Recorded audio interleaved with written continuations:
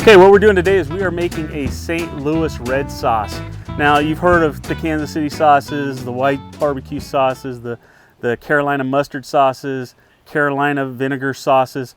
This is one that you don't hear that much about, but is one that has a lot of flavor to it, a lot of kick to it, and something that we've really enjoyed and we've done really well with in contests and also with catering. And so we're going to share this recipe with you guys today. So what we're going to start with is ketchup, of course. Most of your barbecue sauces are going to have the bases of ketchup in them. You have some sauces that we're going to do later on for you that don't use ketchup at all, but we're going to go ahead and use it today. And what we're going to do is for this recipe, it calls for 4 cups of ketchup for our base here. Now you can use Hunt's ketchup, you can use Heinz ketchup, you can use generic ketchup like what I'm using today. It just all depends on what you want to use. If you make your own ketchup, that's even better. You're going to have a lot different flavor profile, and it's going to taste really good. Another suggestion too is a lot of times people don't have squeeze bottles. I'm lucky enough to have some from doing catering and barbecue contests and stuff like that.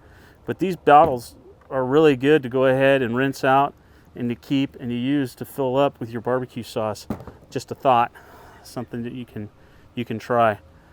So the next thing that we're going to do is Heinz 57 steak sauce. I'm going to use this whole bottle in this recipe. So we're going to go ahead and pour that in there.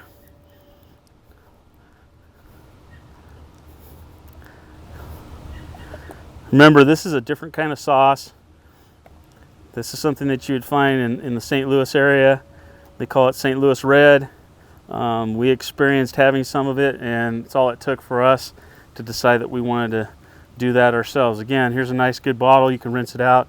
Use that for your barbecue sauces as well. Another thing we're using is we're going to use steak sauce like A1 or any other type of steak sauce you can use. And we're going to do 5 ounces. This is a 10-ounce bottle, so it's pretty easy. It's half the bottle. So we're going to go ahead and mix that in as well. Look and see where I'm at. Okay.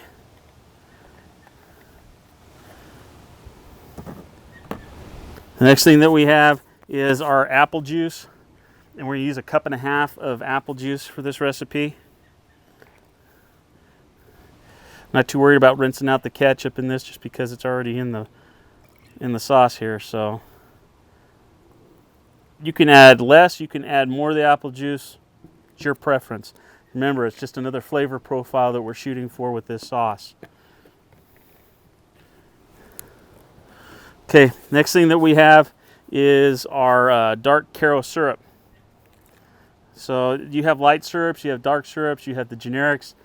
I like using the Caro brand syrups. They have a better taste and flavor, and so we're going to go ahead and use that today. And again, that's just going to be 1/3 of a cup.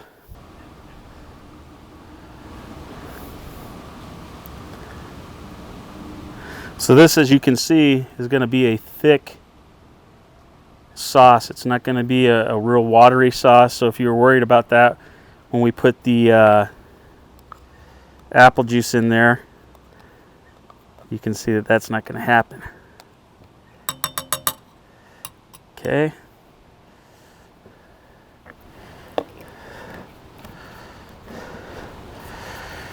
All right. So now we're going to have 2 tablespoons of our black pepper. I'm sorry, 2 teaspoons of pepper. 2 tablespoons would be way too much. So we'll go ahead and put that in there. 2 teaspoons of that in there.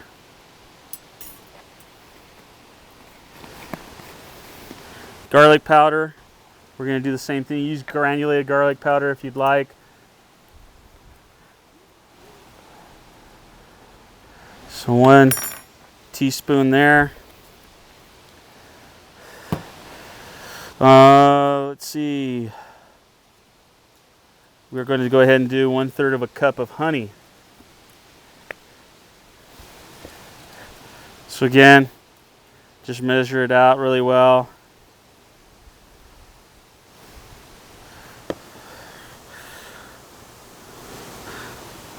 Honey is always harder to get out of the bottle.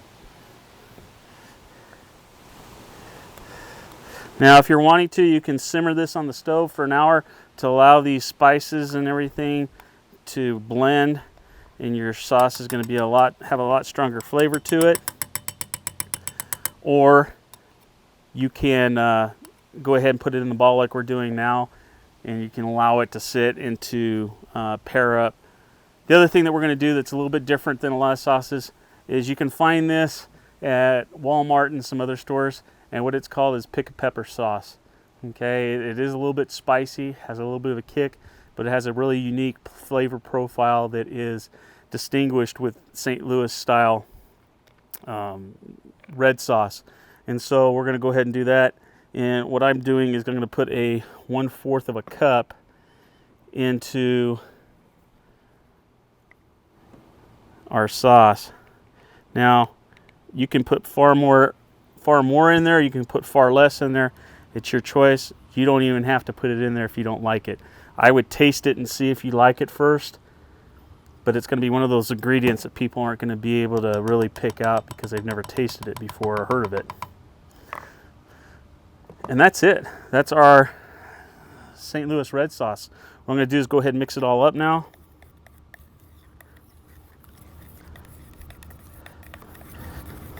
This sauce is really good on pork chops, things like that.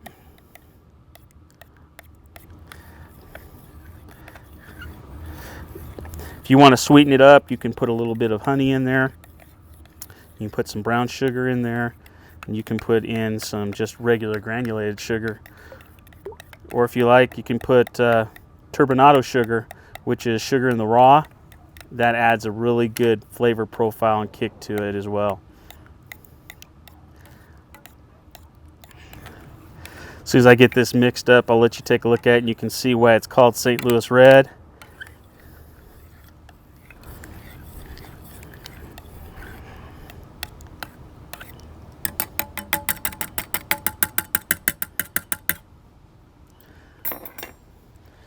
And there you go, St. Louis Red barbecue sauce. I hope you've enjoyed this class. Make sure that you come back again and check back to see the other sauces and rubs and things like that that we have for you. Until then, take care.